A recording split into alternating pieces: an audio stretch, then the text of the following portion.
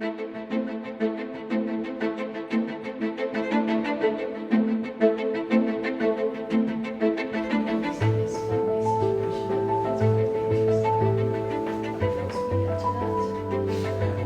storytelling is a really powerful way to get the news to a lot of people very quickly. Storytelling is a very ancient skill of the human being.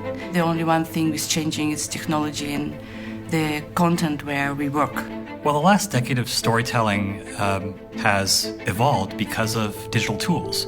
We've seen the growth of media like virtual reality, augmented reality, artificial intelligence. This contest in particular, to me, celebrates that work and puts it at the same level and value of sort of traditional mediums.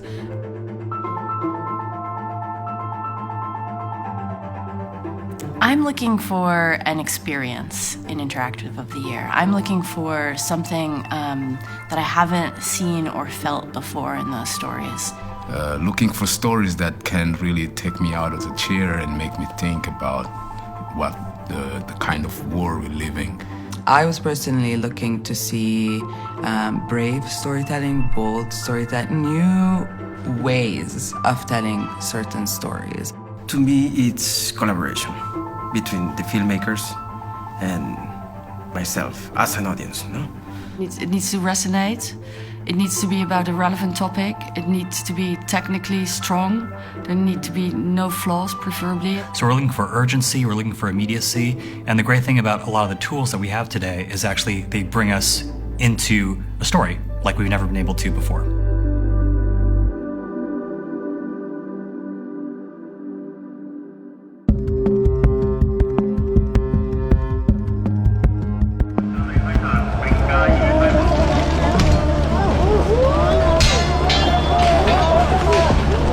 This story, when I put the headset on and was suddenly in the protest in Hong Kong with the reporter, my mind was just blown. This is an example of actually a perfect use of 360 video. I remember saying yes. Like you put on the VR set and you're just gone.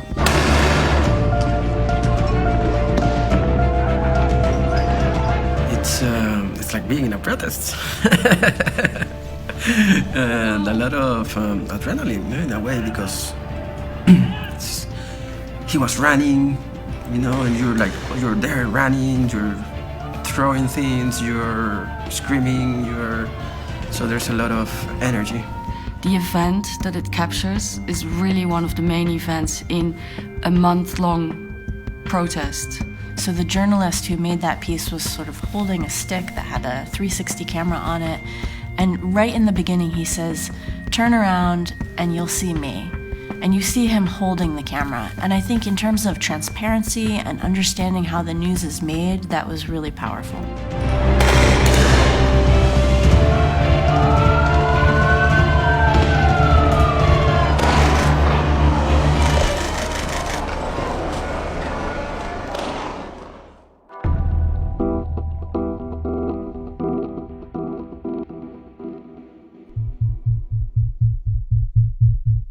It was a really good place to bring up a family. That's why I chose to live in this area, and that's why I'd like to stay.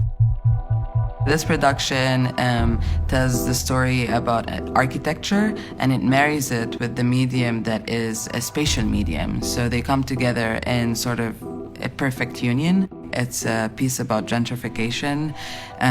It's a piece about a specific location that can resonate with a lot of other cities and a lot of other places. That piece is pure joy.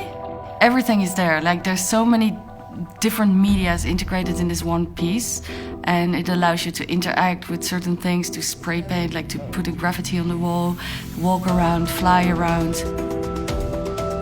The buildings, they will not exist maybe in the future, but the memory is there.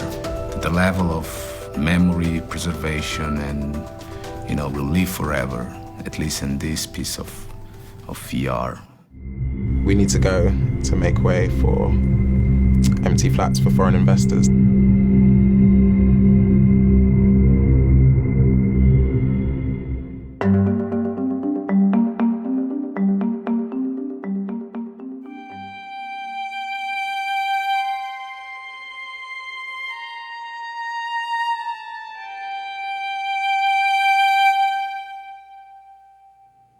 River of Forgiveness is an important story because it touches on the history of oppression of indigenous people in the Americas. This production does have a really amazing balance between technology, like old style media like text and pictures, and poetry as well.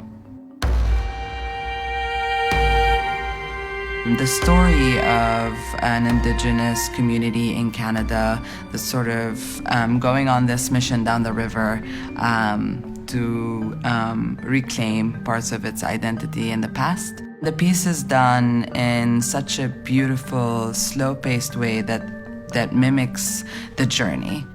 You could feel that the creators had a relationship with the characters, with the subject. So you can sense that respect, and that was great.